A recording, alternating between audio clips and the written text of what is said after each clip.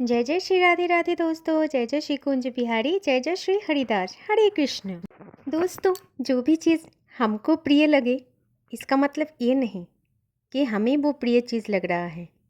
वो स्वयं ईश्वर को प्रिय लगता है। जैसे हम भगवान को प्रिय लगने लगे, तभी हमें इस बात का आभास भी मिल जाता है कि भगवान भी हमें प्रिय लगने लगते हैं। मन ही मन में हम राधे कृष्ण बोलते रहते हैं। आपके मन की ये बातें कोई नहीं समझ पाएगा। बस ये प्रेम सिर्फ आप और भगवान के बीच ही होता है। जिन्हें आप भी समझते हो, वो आपको भी समझते हैं।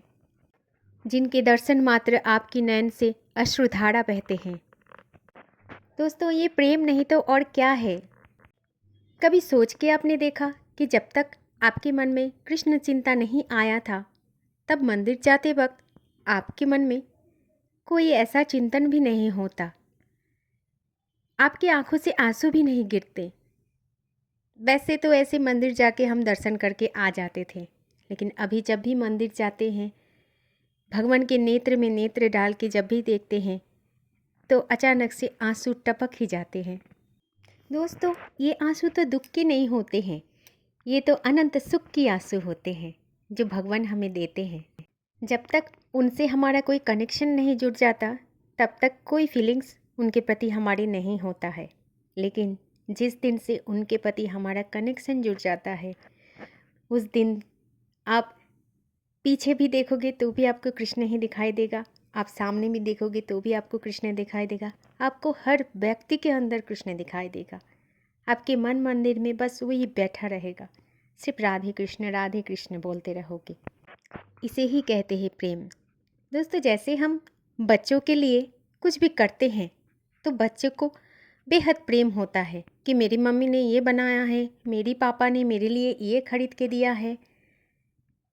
ठीक वैसा ही जब हम ठाकुर जी के लिए कुछ भी करते हैं, तो उनको भी बहुत प्रिय लगते हैं, क्योंकि ठाकुर जी भी यही चाहते हैं कि हम कुछ उनके लिए करें, उनके लिए सोचें।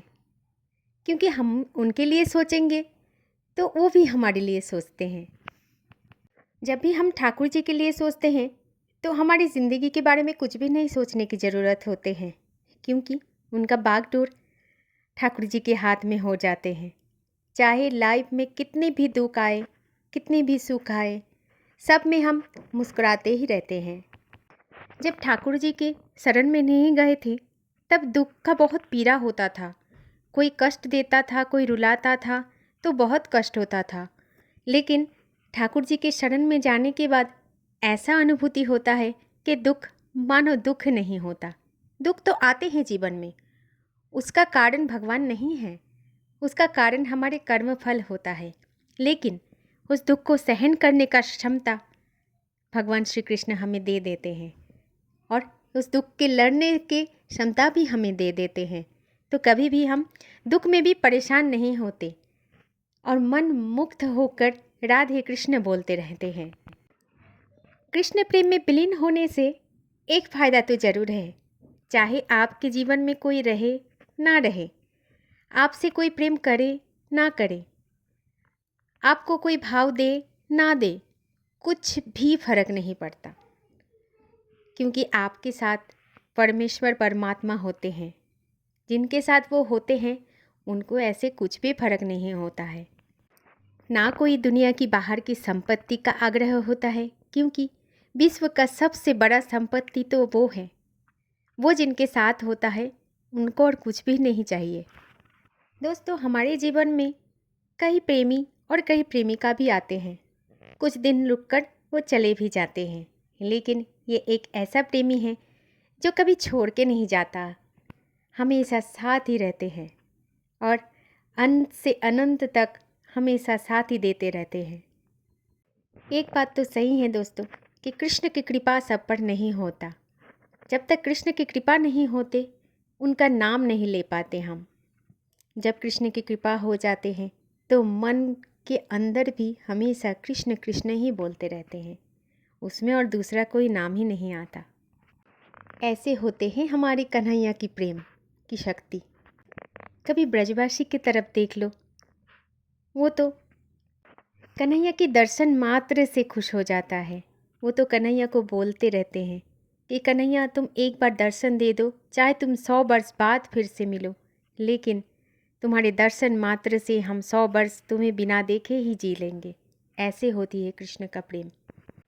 कभी श्री चैतन्य महाप्रभु को ही देख लो, वो कृष्ण प्रेम में क्या क्या नहीं किया। एक उनकी इच्छा से ही, उनकी प्रचेष्टा से ही हम सब भगवान श्री कृष्ण के नाम ले पाते हैं। इसीलिए कहते हैं दोस्तों कि जिनके जीवन में कृष्ण की आगमन हो चुकी है उनको और कुछ भी नहीं चाहिए होता है। दोस्तों, कभी आप वैष्णव जनों को देखा है? उनके जीवन में भी कष्ट होते हैं, लेकिन उनके मुख में वो अनंत मुस्कुराहट भी रहते हैं, जो सिर्फ दिखावे के लिए नहीं होता है। वो अंतर आत्मा से वो मुस्कुराहट आते हैं, क्योंकि वो समझते हैं कि भगवान उनके साथ है। कभी साधु संत को देखा है? वो भी हंसते हैं, दिल खोल कर हंसते हैं और कृष्ण प्रेम में हंसते हैं। ऐसे है हमारी कन्हैया, हमारी लल्ला। हमारी मन के चिंतन में एक धारणा है कि भगवान है ही नहीं है, इसीलिए हमें इतना कष्ट देते हैं, हमारे जीवन में इतना दुख आते हैं। लेकिन कभी मन के अंदर झांक के देखो, कभी अपने मन से पूछा करो, देखना कि मन के अंदर कृष्ण को ही पाओगे, क्योंकि आत्मा के बिना शरीर नहीं होती, और जो आत्मा परमात्मा है वो भगवान श्री कृष्ण है। तो हम सबके मन में ही होते हैं, बस हम देख नहीं पाते, भरोसा नहीं करते और विश्वास नहीं रखते। ये 3 चीज़ हम अपने मन के अंदर बिठा लेंगे कि भगवान हैं, स्वयं भगवान श्री कृष्ण हैं जो हमें देख रहा है। वही तो है जो इस ब्रह्मांड की रचना किए हैं, हमारी रचयिता है वो। इसीलिए तो वो हमें बहुत प्रेम करते हैं। हमें बस उनके शरण में जाना है, बाकी का चिंता वो ही करेंगे। इसी प्रेम के साथ बोलिए हरे कृष्ण। जय जय श्री कुंज बिहारी, जय जय श्री हरिदास, जय जय श्री राधे राधे।